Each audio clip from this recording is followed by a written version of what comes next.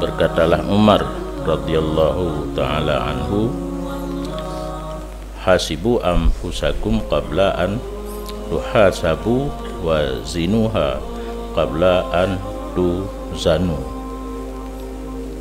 Perhitungkan diri kamu sebelum bahwa diperhitungkan akan kamu uro akhirat.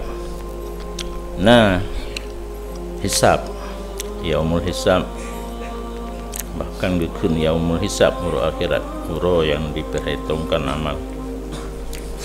Sayyidina Umar geperintah getanya yo gohlom ki hisab uro akhirat dapegat perhitungan gero de hana de kejeli.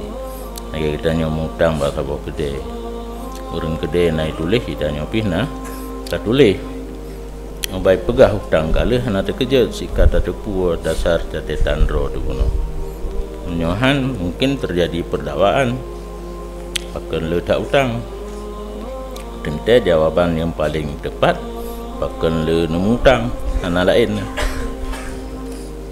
Dan sabit dalam satu hadis bahwa sungguh Nabi alaihi salam Yohana getrang ja'ahu mendatangi akannya Nabi oleh seseorang, maka berkata ianya seseorang, wahai Rasulullah, wasiat olehmu akan daku. Maka berkata ianya Rasul,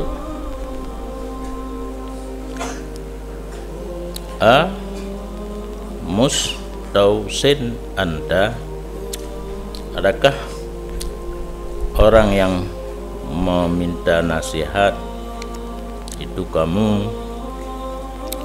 Pubebut kata talakin nasihat baklun. Maka berkata rajul, na'am, nyolun muhadhat wasiat daripada Rasulullah. Berkata Nabi, idza hamamta bi amrin fatadabbar akibatah. Apabila engkau berencana untuk berbuat satu pekerjaan, maka pikir olehmu akan akibatnya. Fa in kana rusdan hamdi wa in kana ghayan fantahian.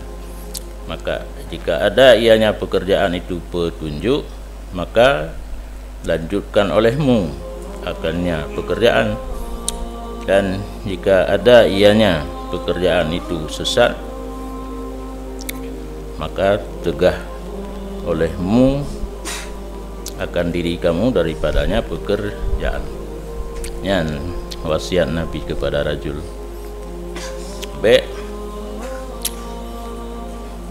walanci